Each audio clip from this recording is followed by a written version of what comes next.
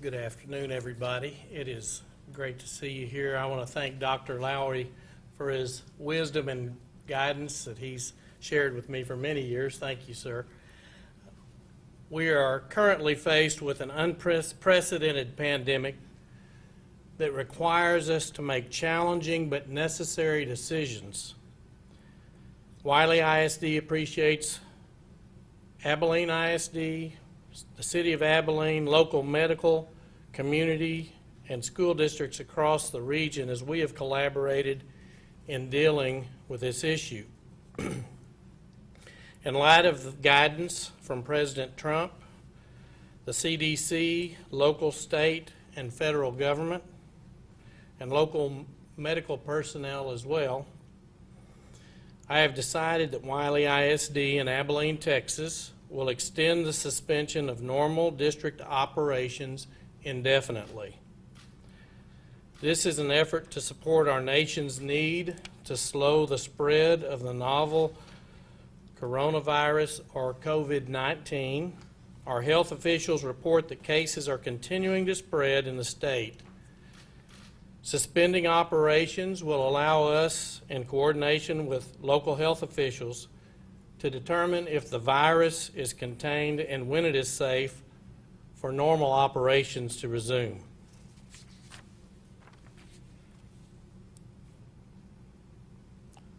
The safety of our students, parents, staff, and the greater community are of the utmost importance during this challenging time.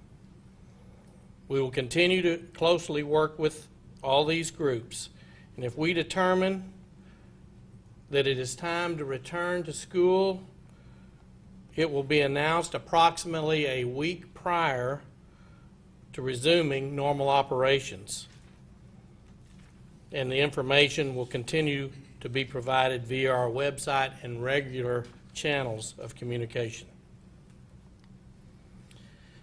We understand that this action will have widespread impacts, including hardships on our students, their families, our employees, and the broader community.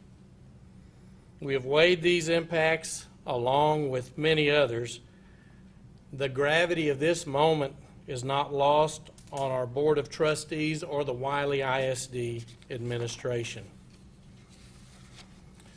During school closure, during the COVID-19 pandemic, all Wylie ISD employees will continue to be paid, and they will have expected job functions as the district transitions to at-home learning.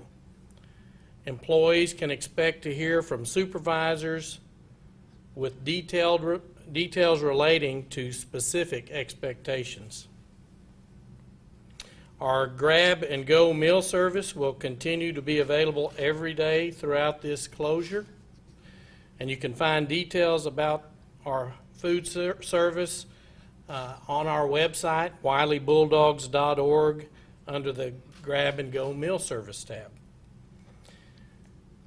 As we continue to move throughout this event, we ask for your patience and your grace as we go through these challenging times.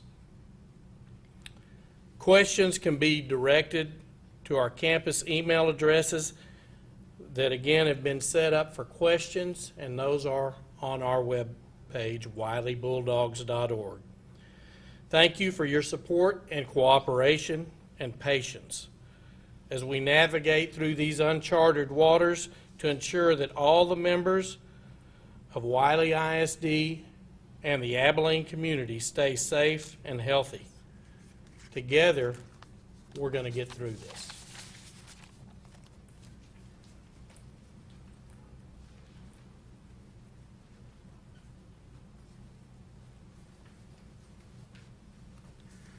Good afternoon, everyone. Thank you, Joey.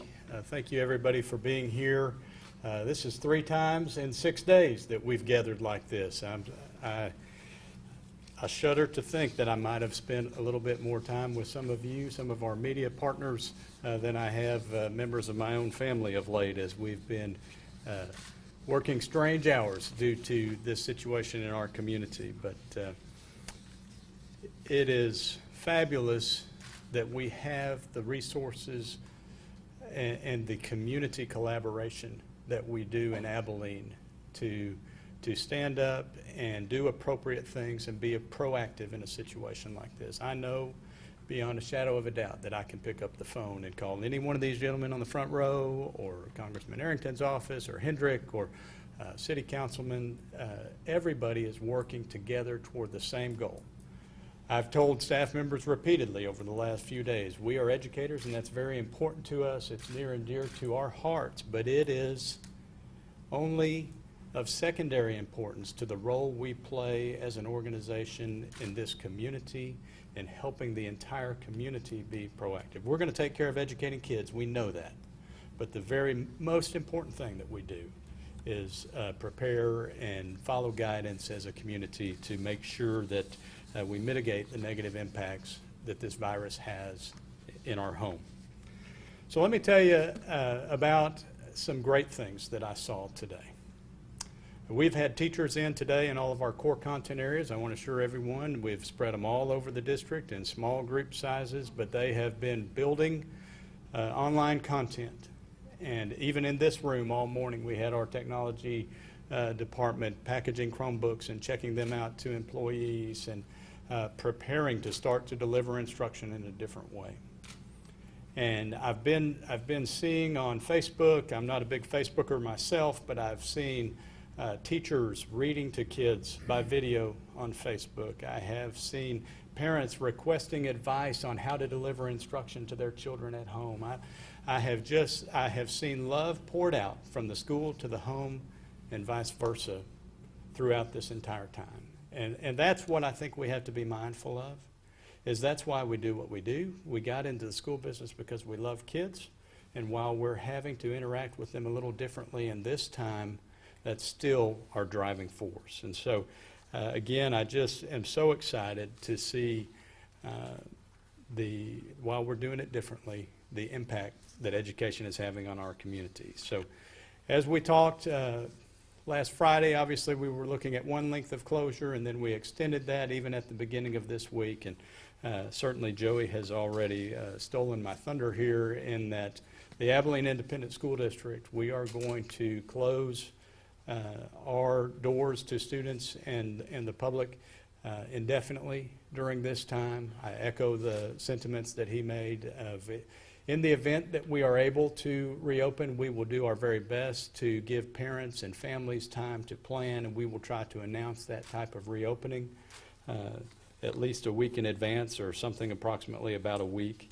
And so we've got to just think about doing things differently at this time. I think we're in a good place as a community, still ahead of that curve, as Mr. Hanna emphasized, as we're doing things like social distancing, working from home where possible, and not putting people in large groups. And so we don't do this lightly. It is a significant thing to say we're going to be closed indefinitely.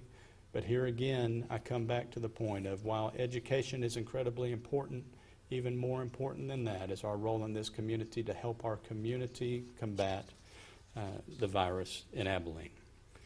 So we could return to school at some point. I am certainly hopeful of that. I know that staff is hopeful, parents are hopeful, but we know that everything we're hearing from the medical community, from governmental entities, is that when we're at this point in this process, we probably need to settle in and embrace the long haul. And so for those reasons, we need to accept the fact, and we've begun planning for a long-term closure, and that we may or may not open before the end of the school year. And so all of those, there are, as you can imagine, there are many more questions than there are answers related to that. And so we are working on those. We are trying to stand up frequently asked question documents and things like that to give parents and give kids. I've gotten emails from kids about what's happening in our school district, and I applaud those students for engaging in the process and being mindful of the impact that this has on our community. So as we talk about closing the door of the physical schoolhouse, let's talk about standing up education in a different way. A week ago, I asked Dan Dukes, our Associate Superintendent of Curriculum and Instruction, where we were with respect to online instruction, and he essentially told me we're nowhere. And while I think we were better than that, we were not prepared. But I will tell you that an army of people has done a significant amount of work in very short time to prepare to open online on Monday. And so I'm going to take a minute to show you what that's going to look like. And we will be sending information out to parents, but if our media partners can help us get this out, we want to be ready to continue the learning process right now and officially on Monday. And so when you see on the screens in front of you, you see that we have our school website, www.abileneisd.org, is up. And there are any number of places that you can click on online learning. We're just going to give you a quick sample. Charles, if you'd go ahead and do that for me. So a parent will be directed to this page where they can see the different grade levels. If they're an elementary student, they would click on the elementary tab. We'll have lessons populated over the weekend and on Monday, and so a student will choose their grade level. Again, the structure is built. This is what teachers are populating today and tomorrow across our district. So we've tried to make it as easy as possible for students and their parents to get to the online content. We're going to be releasing the first week of lessons for Monday, and then every Wednesday is our goal to have the next week up. We've been training teachers on the process. You see this as a shell right now, but I just want you to see how it's going to be very easy. And so as they begin to populate the lessons, students will interact there. And this is how we're going to continue academic services.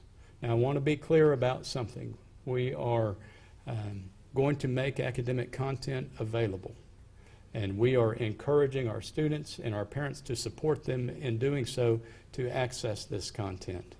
You can imagine that there are all kinds of questions about how's it going to be graded, when is it due, things like that. And the answer is it's not going to be graded. This is the pure purpose of schooling, is the advancement of knowledge. And so it's work at home, but it's not necessarily homework. It's not going to be graded activity. Students do not all have to participate at the same pace. We are just trying to continue the instructional process as we move forward. And so that's just a little look at that. But what has to be necessary for that to occur? Well, the student has to have a device. Okay, and so some students have devices, some students do not. And so parents that are listening, if you do not have an internet-capable device other than your phone at home, we want you to know that it's our goal to provide that device for you. Tomorrow, starting at 7 a.m. and running through 7 p.m. at both Johnston Elementary on the north side of town and Bowie Elementary on the south side of town. So Thursday and Friday, 7 to 7, at Bowie and Johnston, we will be issuing Chromebooks to students. Some guidelines about that. We're going to, right now, as you can imagine, we don't have 17,000 Chromebooks ready to hand out, but we do have about 5,200. And we believe that that will be enough to fill the gap that exists. But especially as we get started, we're going to encourage only one per family. And as students come to pick those up for elementary and middle school students, we are going to require an adult that is listed as a contact for that student at school to be present to sign for that device, and we'll check it out to them. If we have high school kids, as long as they have their school-issued high school ID, they don't have to have a parent or guardian there to check it out for them. And so, again, we will be beginning to pass those out tomorrow morning at 7 a.m. And run through 7 p.m. on Friday night. And then what else has to happen is you have to have a device, but you have to have internet. And so I will say that we have entities and agencies in our community that have been working very hard to make sure that broadband network access is available for anybody that needs it. We have some local vendors that are really stepping to the plate. I would encourage anyone that needs help in this area to call 211. Dr. Ashby may talk a little more about this in a little bit, but for answers to how to get online access at home if you don't currently have it. I will also say that we are trying to think outside the box in the school district about how we can make internet available. I joked on Friday in our press conference, we literally are building this airplane while we're flying it. Really, I should have talked about a school bus, because we are going to have mobile hotspots in our community, that we're going to put the mobile device on the bus and be driving the bus to different places in the community and try to provide Wi-Fi access for students on a schedule there. And so we're just, I don't have all the answers now. We're really trying to make this as seamless and user-friendly as possible. As Mr. Light mentioned earlier, please be patient with us as we go forward. We don't have all the answers right now. We're going to continue breakfast and lunch service as was announced Monday. We served about 625 students today, which is about a 20% increase over yesterday, and so we know that those numbers are going to grow. Again, breakfast service is available from 7 a.m. to 9 a.m. Lunch service available from 11 a.m. to 1 p.m. at Martinez, Bowie, and Johnston Elementaries, and each of our 4 middle schools, Craig, Clack, Madison, and Mann. We are working with Texas Department of Agriculture. They were on a webinar even at 1 o'clock to broaden the scope of what we're able to do, to allow families to be able to pick up more than 1 meal at a time, or they don't have to have the students present with them to get the meal. And so we realize there are some rules currently that might impede as many people eating as possible, and we're doing our best to do away with those barriers. And if we have to, we'll just provide them, and the school district will pay for them. And so that's where we are with the community feeding. One last thing that I want to make sure you're aware of: as we transition to campuses being closed and not as many people available to answer phones, and even the doors of this building being locked, we are standing up a new telephone information resource line. Should be easy to remember, 794 AISD. Even this Aggie can remember AISD. And so that's the phone number, 794 AISD. Callers will be able to choose from, is it an academic question, is it a social services or mental health support question, is it a technical question about network accounts, things like that, and those will automatically get routed to the correct person. So lastly, I'm sorry I've talked so long, but I had a lot to say today. We want to heed the medical advice that we're getting from the experts in our community.